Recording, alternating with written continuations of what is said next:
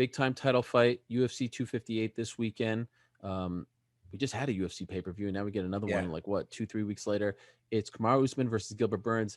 And look, if you're a fan of fighting, if you're a fan of like the analytical part of fighting, the matchup, this guy versus this guy, and you just like mixed martial arts for what it is, you love this fight.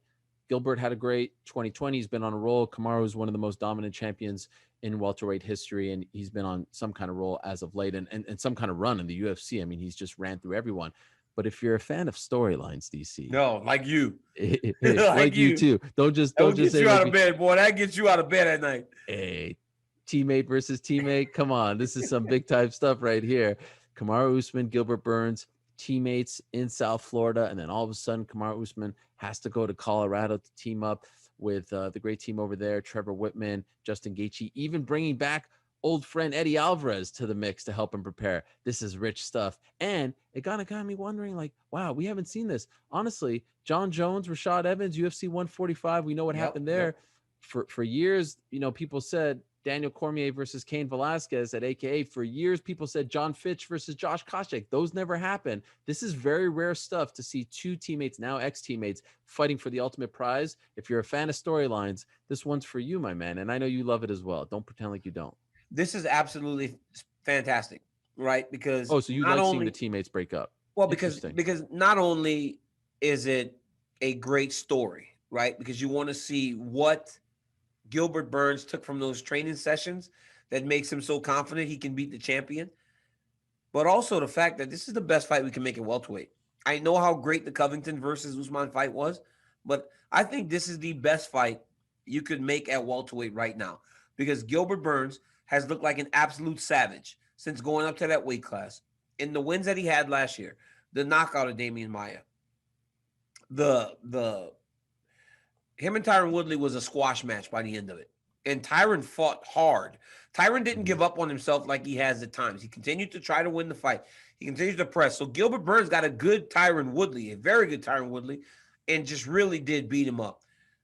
He has the type of fighting style that would seem to be a problem for Usman because Usman has always been able to control every interaction in his fights, right? That's why he's been so dominant. He wrestles whenever he has a striker in front of him. He strikes when he have a grappler in front of him. But can he do that with a guy that has inside information on his skill set, on his setups, on the way that he enters into his takedowns? Or how much have they changed those things since he's been in Colorado now? Because now it's been a year, right? It's been a year since he's been in Colorado. So Almost. there's some time spent away from the team that have allowed for him to reset and get things better. And I watched Countdown yesterday. Usman's mindset is really underrated. His mindset and his ability to prepare up top. He's got an ironclad mental.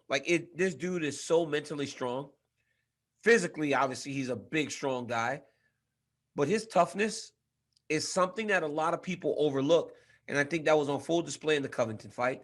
That's why he won it in the way that he did, because that was not easy. It was a very difficult fight, and he got a finish over Kobe Covington, who has been fantastic himself. And now he gets an even bigger test in his teammate Gilbert Burns. And you know what's an underrated storyline going into this fight?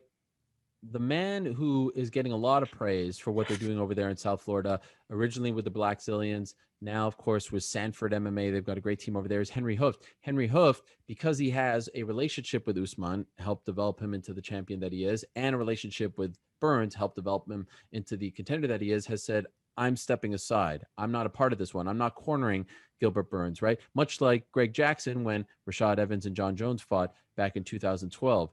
And so Gilbert is losing a head coach.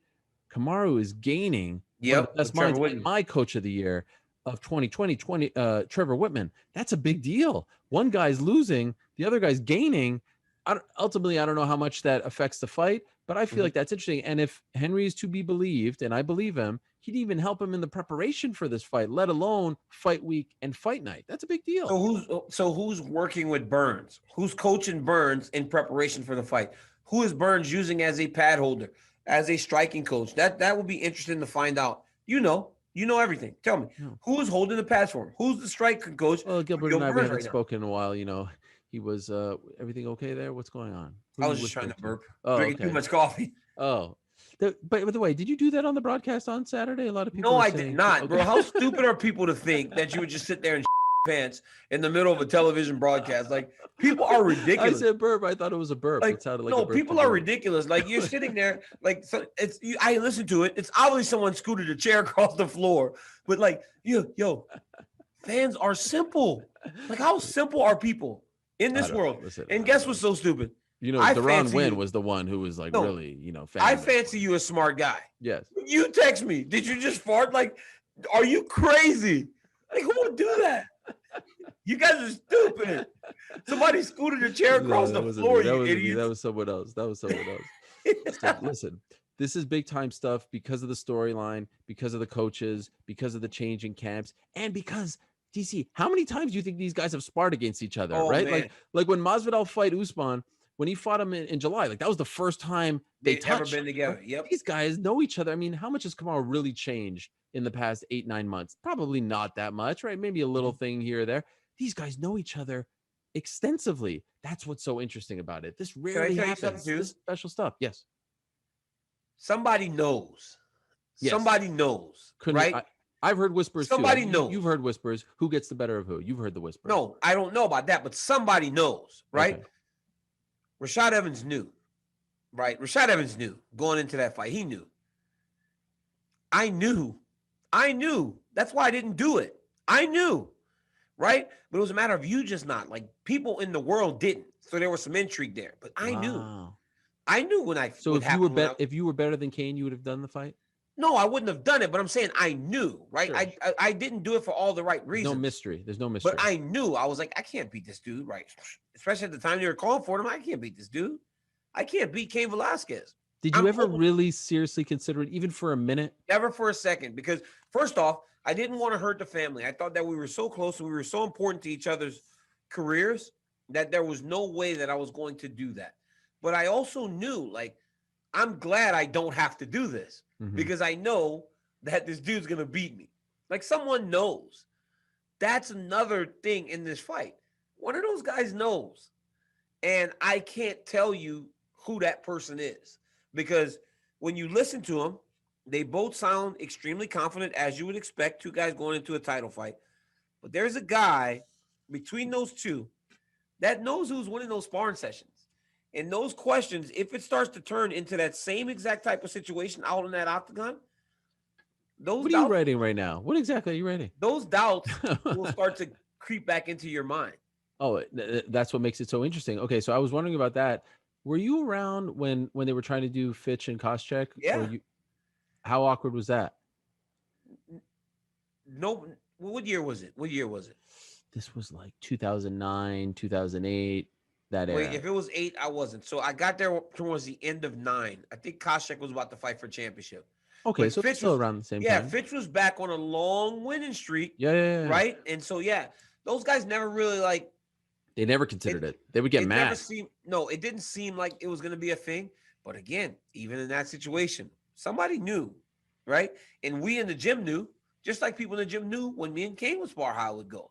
People know, man, and the guys at Sanford MMA know, right? So, I don't know, and I wish I did know who got the better of those sparring sessions. Well, we'll find out on Saturday. That's a really interesting fight. We got the return of Macy Barber. Looking forward to seeing how she does.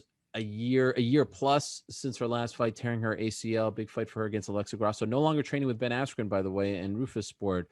She went to Israel Martinez and Mike Valley in Chicago. So I'm looking forward to seeing that and everything else that goes down at UFC 258.